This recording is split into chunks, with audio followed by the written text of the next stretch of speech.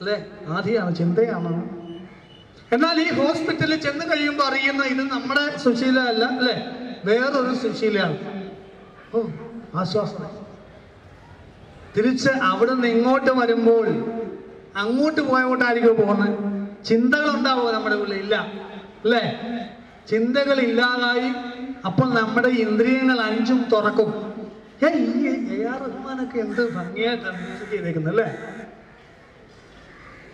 നല്ല മണം, seat cushion, സൈഡിൽ എന്ത് നല്ല സീനറികളാണ്. പാട്ടും പാടി വളരെ ആനന്ദത്തോടു കൂടി. അതാണ് ആനന്ദം എന്ന് പറയുന്ന അവസ്ഥ. നമ്മൾ ചിത്തവൃത്തി നിരോധനം സംഭവിക്കുമ്പോൾ ഉള്ളിലുണ്ടാകുന്ന ഈശ്വരനുമായിട്ടുള്ള ബന്ധമാണ് ആനന്ദം എന്ന് ഋഷിമാർ വിളിക്കുന്നത്. ഈ ആനന്ദം നമ്മുടെ സ്ഥായി ഭാവമാണ്. 24 മണിക്കൂറും ഈ ആനന്ദത്തിൽ ഇരിക്കാനുള്ള ടെക്നിക്കുകളാണ് ഈ യോഗശാസ്ത്രവും തന്ത്രശാസ്ത്രവും ഒക്കെ മുന്നോട്ട് വെക്കുന്നത്. ഇതിനെ സുഖം എന്ന് വിളിക്കുന്നത് എന്താണ്? തിരിച്ച് വീട്ടിൽ വന്നു കഴിയുമ്പോൾ നമ്മുടെ വൈഫിനെ കണ്ടു കഴിയുമ്പോൾ ഈ ആനന്ദമൊക്കെ പോകും, അല്ലേ? എന്തെങ്കിലും വഴക്കൊക്കെ പറയുകയാണ്, എന്തെങ്കിലുമൊക്കെ സംസാരങ്ങളൊക്കെ ഉണ്ടാകുമ്പോഴത്തേക്കും ഈ ആനന്ദം പോകും.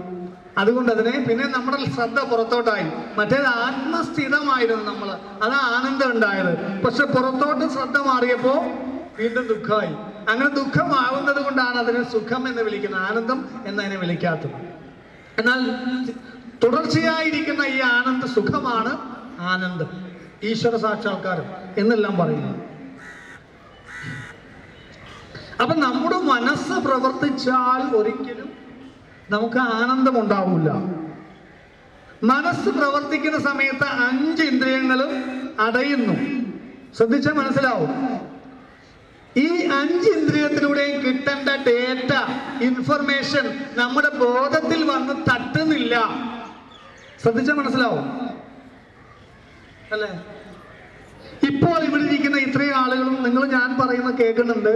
അവളെ ടച്ച്, ഭൂമി ദേവിയുടെ മണ്ണിൽ ടച്ച് ചെയ്തിരിക്കുകയാണ്. ഞാൻ സംസാരിക്കുന്നത് കാണുന്നുണ്ട്.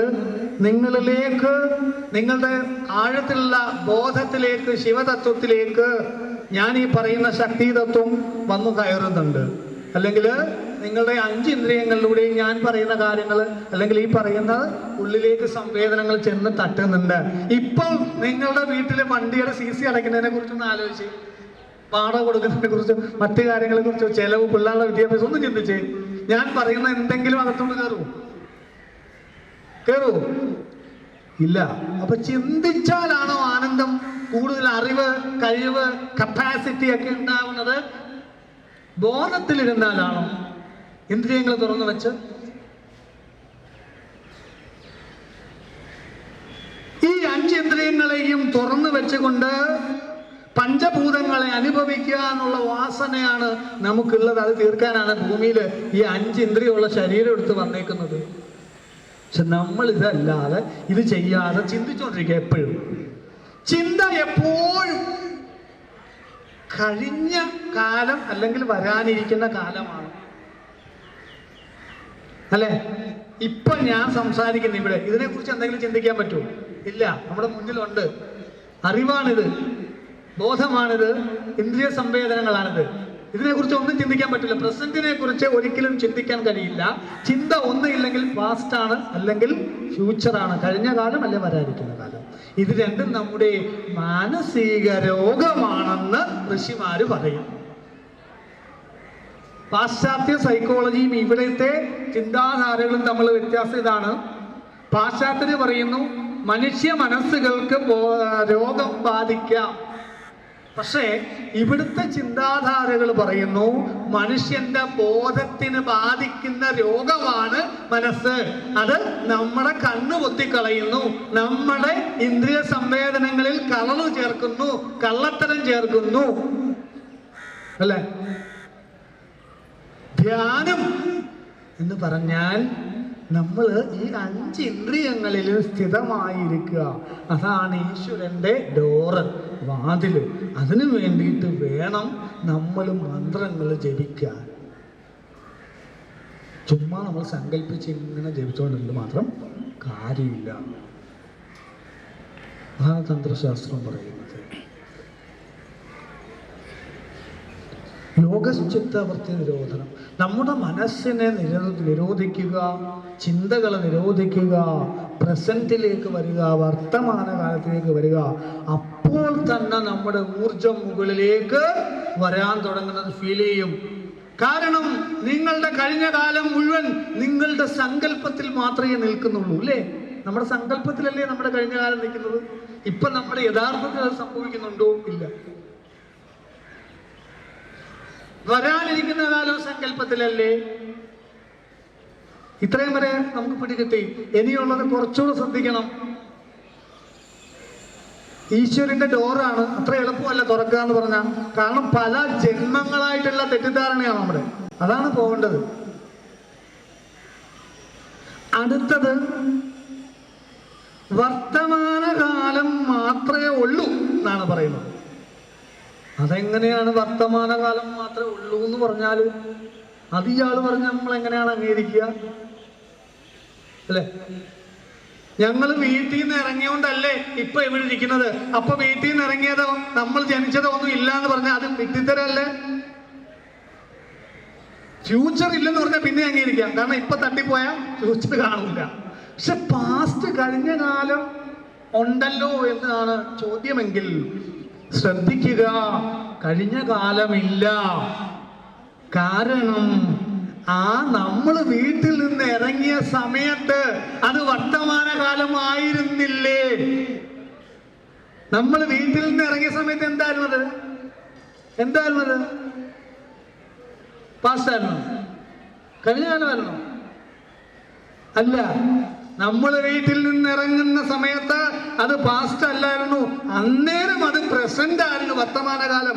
ഇനി നമ്മൾ ഇവിടുന്ന് പോകുമ്പോൾ ഫ്യൂച്ചറിലല്ല പോകുന്നത്, പോകുന്ന സമയത്ത് കൂടുതൽ സത്യം അത് പ്രസന്റ് ആയിരിക്കും.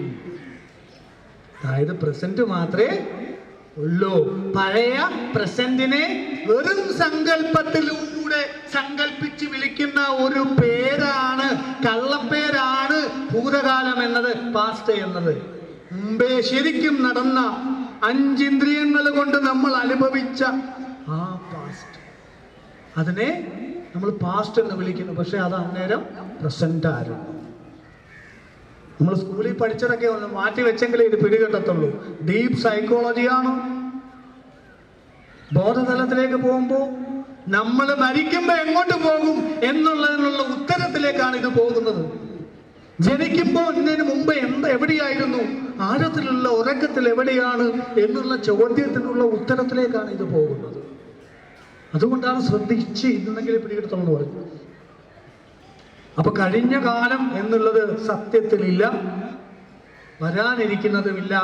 അതുകൊണ്ടാണ് ഒരു നാമം പറയാൻ വേണ്ടിയിട്ടാണ് ഇത്രയും പറഞ്ഞത്. ലളിതാ സഹസ്രനാമത്തിലെ നാമം എന്താണെന്നറിയോ? ദേശകാല പരിച്ഛിന്നായേ നമ.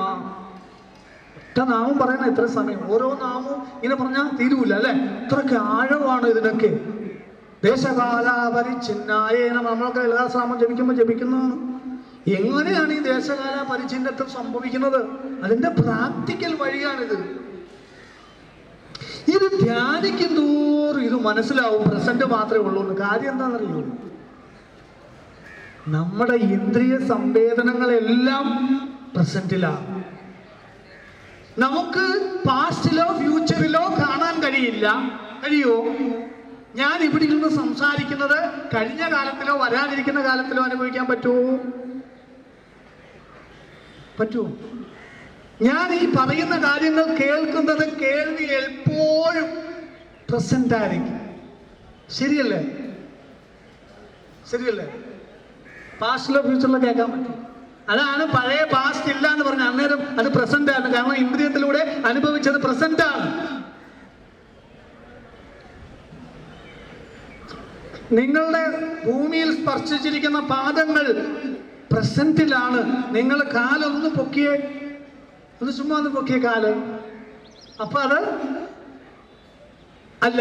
അപ്പൊ അവിടെ ആ ടച്ച് ഫീൽ ചെയ്യുന്നില്ല. ആ ടച്ച് ഫീൽ ചെയ്യുന്നത് പ്രസന്റിലാണ്. ശബ്ദം, സ്പർശം, രൂപം, രസം, ഗന്ധം, ഇങ്ങനെയുള്ള പഞ്ച തന്മാത്രകള്, അതാണ് ഇതെല്ലാം പ്രവർത്തിക്കുന്നത് പ്രസന്റിലാണ്. മനോരൂപേക്ഷു ഗോദണ്ഡ പഞ്ചതന്മാത്ര സായക. ദേവിയുടെ കരിമ്പ് വില്ല് ഇതൊക്കെയാണ് പറയുന്നത്. അതിൻ്റെ തത്വത്തിൻ്റെ അർത്ഥം, ആഴത്തിലുള്ള അർത്ഥം ഇതാണ്. ഇനി എന്തിനാണ് ക്ഷേത്രങ്ങൾ? ക്ഷേത്രങ്ങൾ എന്തിനാണ്? നമ്മുടെ ഉള്ളിൽ, സാധാരണക്കാരന്റെ ഉള്ളിൽ ധ്യാനം സംഭവിപ്പിക്കാൻ വേണ്ടിയിട്ടാണ് ക്ഷേത്രങ്ങൾ. ധ്യാനത്തിലോട്ട് വന്നാൽ ശക്തി വരും, തന്നെ ശക്തി ഉണരും. കുണ്ടലിനി ശക്തി ഉദ്ധാരണം നടക്കുകയും സദാധാര ചക്രങ്ങളെ ഭേദിച്ച് സുധാധാരാഭിവർഷിണി ചന്ദ്രമണ്ഡലത്തിലെ അമൃതം കുണ്ടലിനി ദംശിച്ച് 72,000 നാടുകളെയും ശുദ്ധീകരിക്കുന്ന അമൃതപ്ലാവനമുണ്ടാകുന്ന ആനന്ദാവസ്ഥയിലേക്ക് ഒരു യോഗി മാറുന്നു. അതിലേക്ക് പോകുന്നതിന് മുമ്പ് ഇതിന്റെ ബേസിക് കാര്യങ്ങൾ നമ്മൾ മനസ്സിലാക്കും. കൊച്ചു കുട്ടികളെ കണ്ടിട്ടുണ്ടോ നമ്മൾ? അവർ 24 മണിക്കൂറും കളിയാണ്, ഒരു ക്ഷീണമില്ല. എന്താണ് അതിന്റെ രഹസ്യം? അവരുടെ ഉള്ളിൽ ചിന്തകളില്ല, അവരുടെ ഉള്ളിൽ പാസ്റ്റ് ഇല്ല, ഫ്യൂച്ചറുമില്ല, പ്രസന്റ് മാത്രമേ ഉള്ളൂ. കളിക്കുന്ന കുട്ടികളെ ശ്രദ്ധിച്ചാൽ മതി, അല്ലേ? ഒരു ക്ഷീണമില്ല. നമുക്ക് പറ്റുമോ 1 മണിക്കൂർ കളിക്കാൻ പറ്റുമോ? ഇല്ല. എന്താണ് മനസ്സ്? കൊച്ചുകുട്ടി ജനിക്കുമ്പോ അവന്റെ ഉള്ളിൽ മനസ്സൊന്നുമില്ല. അവൻ ഇങ്ങനെ 5 ഇന്ദ്രിയങ്ങളും കൊണ്ട് ഈ ലോകത്തെ ഇങ്ങനെ അനുഭവിച്ചുകൊണ്ടിരിക്കുകയാണ്. ഒരു സെക്കൻഡ് പോലും ഇല്ലാതെ, പാസ്റ്റും ഫ്യൂച്ചറും ഇല്ലാതെ. ഈ കുട്ടികളെ ശ്രദ്ധിച്ചാൽ ധ്യാനം പഠിക്കാം. ഋഷിയും കുട്ടിയും ഒരുപോലെയാണെന്ന് ഉപനിഷത്തിൽ പറയുന്നതിന്റെ കാര്യം അതാണ്. നമ്മളിലേക്ക് ഊർജം വരാൻ തുടങ്ങും. കുഞ്ഞുങ്ങളുടെ കൂടെ കളിക്കണം, ഭയങ്കര രസമാണ്. നമ്മുടെ സമയം പോകുന്നത് നമ്മൾ അറിയൂല. നമ്മുടെ മനസ്സാണ് സമയത്തെ സൃഷ്ടിക്കുന്നത്. സംശയമുണ്ടോ? മനസ്സാണ് സമയത്തെ സൃഷ്ടിക്കുന്നത്. നമ്മുടെ കാമുകിയുടെ കൂടെ നമ്മൾ 2 മണിക്കൂർ 5 മണിക്കൂർ ഇരുന്നാലും നീ പോവാണോ? ഇപ്പോഴല്ലേ വന്നുള്ളൂ, ഇപ്പോഴേ പോകണോ എന്നൊക്കെ ചോദിക്കും. കാരണം സമയം പോയെന്ന് നമ്മൾ അറിഞ്ഞില്ല. ഇങ്ങനെ അറിയുന്ന കാര്യങ്ങൾ ഇങ്ങനെ നമ്മൾ അറിയുന്നില്ല. അതേസമയം നമ്മളൊരു അടുപ്പിന്റെ അടുത്ത് കൊണ്ടിരുത്തിയാലോ, അയ്യോ ഞാൻ ഒരുപാട് നേരമായിട്ട് ഇട്ടിരിക്കുകയെന്ന് പറയാം, 5 മിനിറ്റ് ആയി, അല്ലേ? സമയം സൃഷ്ടിക്കുന്ന മനസ്സാണോ? നമ്മുടെ ജീവിതത്തിൽ പ്രാധാന്യം, ബോധതലം ഉയർത്തുന്നതും മനസ്സ് തന്നെയാണ്. മറവി ഉണ്ടാക്കുന്നത് മനസ്സാണ്. അത്ഭുതം തോന്നും കേട്ടോ. നമ്മുടെ താല്പര്യങ്ങളാണ് ഇതെല്ലാം മാറും. എന്താ മറവി? ഇപ്പൊ ഈ കാമുകി ചുമ്മാ പറഞ്ഞതിന്റെ കൂട്ടത്തിൽ പറഞ്ഞാണ്, എൻ്റെ ബർത്ത്ഡേ ഇന്ന ദിവസമാണ്, അപ്പൊ എനിക്ക് ഈ മൊബൈൽ നല്ല ഇഷ്ടമാണ്, ഇന്ന ടൈപ്പ്. ഒറ്റ പ്രാവശ്യം ഇങ്ങനെ പറഞ്ഞു വന്ന കൂട്ടത്തിൽ പറഞ്ഞ പിന്നെ വർത്താനമൊക്കെ മാറിപ്പോയി. പക്ഷെ 1 വർഷം കഴിഞ്ഞാൽ കൃത്യസമയത്ത് ഈ വ്യക്തി നമ്മളിത് ഓർത്ത് കൃത്യമായി മൊബൈൽ വാങ്ങിച്ചുകൊണ്ട് കൊടുത്തെന്നിരിക്കും. പക്ഷെ നമ്മുടെ അമ്മൂമ്മ ഡെയിലി നമ്മൾ ഓർപ്പിക്കുന്ന കൊട്ടൻ ചുക്കാതി തൈലവും എന്നും മറന്നുപോകും, അല്ലേ? അപ്പൊ നമ്മുടെ താല്പര്യം, ശ്രദ്ധ, ഇതൊക്കെ തീരുമാനിക്കുന്നത് നമ്മുടെ ഈ മനസ്സിന്റെ വികല്പമാണ്. പഞ്ചേന്ദ്രിയങ്ങളുടെ അനുഭവങ്ങളിൽ മനസ്സ് കള്ളം ചേർക്കുന്നു. കൊച്ചുകുട്ടികൾ 24 മണിക്കൂറും കളിയാണെന്ന് പറഞ്ഞു. അവരുടെ ഊർജത്തെക്കുറിച്ച് നമ്മൾ പറഞ്ഞു. കാരണം അവരുടെ 5 ഇന്ദ്രിയങ്ങൾ കൊണ്ടും ലോകത്തെ അനുഭവിക്കുന്നു. അതിലൂടെ അവരുടെ ജന്മകാരണമായ വാസനാ ബീജങ്ങൾ പുറത്തുപോയി സ്വതന്ത്രരാകുന്നു. ഉപബോധ മനസ്സിന്റെ അടിയിലാണ് വാസനാ ബീജങ്ങൾ ബോധതലത്തിൽ കിടക്കുന്നത്. ഈ വാസനാ ബീജങ്ങൾ നമ്മുടെ ശരീരം എടുത്തത്, 5 ഇന്ദ്രിയമുള്ള ഈ ശരീരം എടുത്തത് പഞ്ചഭൂതങ്ങളെ അനുഭവിക്കാനാണെന്ന് പറഞ്ഞു. മനസ്സ് അതിൽ തടസ്സം നിൽക്കുന്നുവെന്നും അതിലൂടെ നമ്മുടെ ഈ ലോകത്തെ ആഗ്രഹങ്ങൾ പൂർത്തീകരിക്കപ്പെടുന്നില്ല. അതുകൊണ്ട് നമുക്ക് വീണ്ടും വീണ്ടും വീണ്ടും ഈ ഭൂമിയിൽ പല രൂപത്തിൽ ജനിക്കേണ്ടതായി വരും. മോചനമുണ്ടാകുന്നില്ല. നമുക്ക് പുനർജന്മമുണ്ടോ? നമ്മൾ ചത്ത പുനർജനിക്കുമോ? എങ്ങനറിയാം? വായിച്ച് കേട്ട് വിശ്വസിച്ചല്ലാതെ അനുഭവിച്ചെങ്ങനെ അറിയാം? ധ്യാനിച്ചാൽ മതി. എന്തിനും ഉത്തരം ധ്യാനിച്ചാൽ കിട്ടും. ഉള്ളിലോട്ട് ശ്രദ്ധിക്കുക. ഈ നിമിഷം നമ്മൾ മരിക്കാൻ തയ്യാറാണോ? ഒരാൾ നമ്മൾ കൊല്ലാൻ പോകപ്പോ മരിക്കാൻ തയ്യാറാണോ എന്ന് ചോദിച്ചാൽ അയ്യോ എളുപ്പം അല്ല എന്ന് നമ്മൾ പറയുന്നുണ്ടെങ്കിൽ അത് എന്താണ് ആ ഊർജം? അതിൽ ഒബ്സർവ് ചെയ്യണം. അതൊരു ഊർജ രൂപമാണ്, അല്ലേ? ഊർജത്തെ നിർമ്മിക്കാനോ നശിപ്പിക്കാനോ കഴിയില്ല, ഒന്ന് വേറൊന്നായിട്ട് മാറത്തേ ഉള്ളൂ എന്ന് ആൽബർട്ട് ഐൻസ്റ്റീൻ പറഞ്ഞിട്ടുണ്ട്. ഈ ഊർജം നശിക്കുമോ? ശരീരം നശിച്ചാലും ശരീരവുമായിട്ട് അതിന് ബന്ധമുണ്ടോ? ഈ ആഗ്രഹത്തിന് ഉണ്ടോ? ശരീരവുമായിട്ട് അതിന് ബന്ധമുണ്ടോ? ഇപ്പോ നമ്മൾ മരിക്കാൻ തയ്യാറാണോ എന്ന് വെച്ചാൽ അല്ല എന്ന് പറയുന്ന ആ ഊർജ രൂപം കണ്ണടച്ച് ധ്യാനിച്ചാൽ മനസ്സിലാവും ശരീരവുമായിട്ട് അതിനൊരു ബന്ധവും. അത് ബാക്കി നിൽക്കില്ലേ? ശരീരം മണ്ണ് പഞ്ചഭൂതാത്മകമായ ശരീരത്തില് 80% വെള്ളമാണെന്ന് സയൻസ് പറയുന്നു. ബാക്കി ഭൂമി തത്വമാണ്. ജലതത്വവും ഭൂമി തത്വവും വിഘടിക്കുന്നേ ഉള്ളൂ. മനസ്സ് അല്ലെങ്കിൽ ഈ ഊർജം എന്ന് പറയുന്നത് അവിടെ ഉണ്ടാവും. അത് വേറൊരു ശരീരം എടുക്കാൻ അതിന് കഴിവുണ്ടോ? എന്താ തെളിവ്? വേറെ എന്ത് തെളിവാ വേണ്ട? നമ്മുടെ ഈ ശരീരം തന്നെയാണ് അതിന് തെളിവ്. അത് അങ്ങനെ എടുത്തതായിരിക്കില്ലേ ഈ ശരീരം, അല്ലേ? എന്നാൽ സംതൃപ്തിയോടെ ധ്യാനാത്മകമായിരിക്കുന്ന ഒരാൾക്ക് ഈ ചിത്തവൃത്തി മനസ്സില്ലാത്തത് കൊണ്ട് വാസനാ ബീജങ്ങൾ ബാക്കിയില്ല, വാസനകൾ തീർന്നു.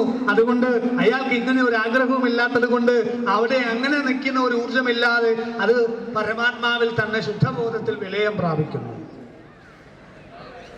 ഇപ്പൊ പുറത്തോട്ട് തെളിഞ്ഞു നിൽക്കുന്ന ഈ ഇച്ഛാശക്തി അന്തർമുഖമാകുന്നു.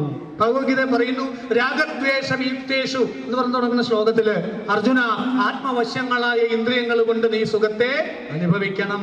അനുഭവിച്ചോ? അനുഭവിക്കണ്ടെന്ന് പറയുന്നില്ല, അനുഭവിക്കുന്നത് ഉള്ളിലേക്ക് ശ്രദ്ധിച്ചുകൊണ്ടാവണം. അപ്പോൾ നമ്മുടെ ആനന്ദത്തെ തിരിച്ചറിയാനും ഏറ്റവും സുഖം ഉള്ളിലാണെന്നറിയുമ്പോൾ പുറത്തോട്ട് ഈ ലോകത്ത് ഈ ശരീരത്തിലൂടെ സൂഹിക്കാൻ ആഗ്രഹിക്കുന്ന ഈ ഇച്ഛാശക്തിയെ അകത്തേക്ക് കൊണ്ടുവരാൻ പറ്റും. എങ്ങനെയാണ് ജന്മമെടുത്തത്? ഏറ്റവും ഉള്ളിലുള്ള ഈ ലോകത്തെ അനുഭവിക്കണം എന്നുള്ള ആ ഇച്ഛാശക്തി, കാമം, ആഗ്രഹം. തന്ത്രശാസ്ത്രം പറയുന്നത് ദേവി 64 കാമകലകളായിട്ട് ഈ പ്രപഞ്ചം മുഴുവൻ നിറഞ്ഞു നിൽക്കുന്നു എന്നാണ്. അങ്ങനെയുള്ള പ്രതിഷ്ഠയാണ് ഇവിടെ ഉള്ളത്, അല്ലേ? എന്താണ് അതിന്റെ പ്രാധാന്യം? നമ്മൾ തന്നെയാണ് ദേവി, നമ്മുടെ ഉള്ളിലാണ് ദേവി. അത് 64 കാമകലകളായിട്ട് ഈ പ്രപഞ്ചത്തിലേക്ക് പഞ്ചേന്ദ്രിയങ്ങളിലൂടെ പഞ്ചഭൂതങ്ങളുമായി ബന്ധപ്പെട്ട് പ്രപഞ്ചം മൊത്തം ഈ ശക്തി ഈ ഉള്ളിൽ നിന്ന് ഇങ്ങനെ പുറത്തേക്ക് വന്ന് വ്യാപിച്ചു നിൽക്കുന്നു. എങ്ങനെ? ഇതെല്ലാം നമ്മളിൽ സെന്റേഡ് ആണ്. സുഹൃത്തുക്കളെ, നമ്മളൊരു കാര്യം മനസ്സിലാക്കണം. നമ്മള് രാവിലെ ഉണർന്നെഴുന്നേറ്റ് നോക്കിയത് കൊണ്ടാണ് സൂര്യനെ കണ്ടത്. അപ്പൊ സൂര്യനാണോ പ്രാധാന്യം? നമുക്കാണോ? സൂര്യനാണോ വലുത്? നമ്മളാണോ?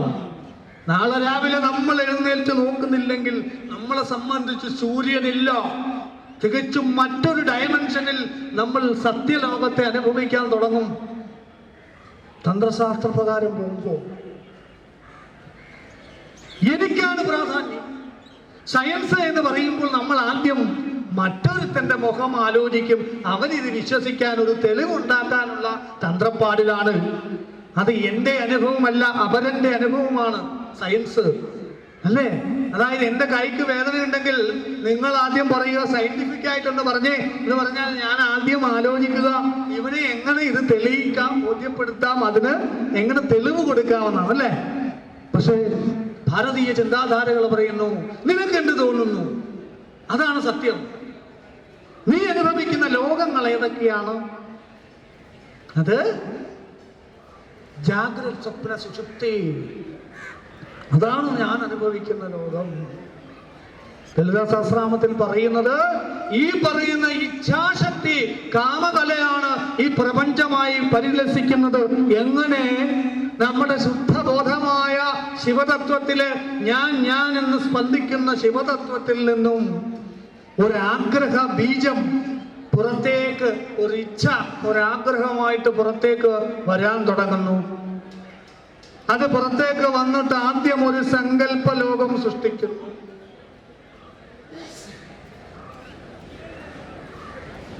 രണ്ടാമത് ഈ സങ്കല്പ ലോകം സൃഷ്ടിക്കുന്നു. അതിനപ്പോ അറിവുണ്ടാകുന്നു. എന്ത്? ഈ 5 ഇന്ദ്രിയങ്ങളുള്ള ശരീരം എടുത്താൽ അതിലൂടെ ഈ ലോകത്തെ അനുഭവിക്കാം എന്നുള്ള അറിവ് കിട്ടുന്നു. അപ്പൊ അത് ജ്ഞാനശക്തിയായി.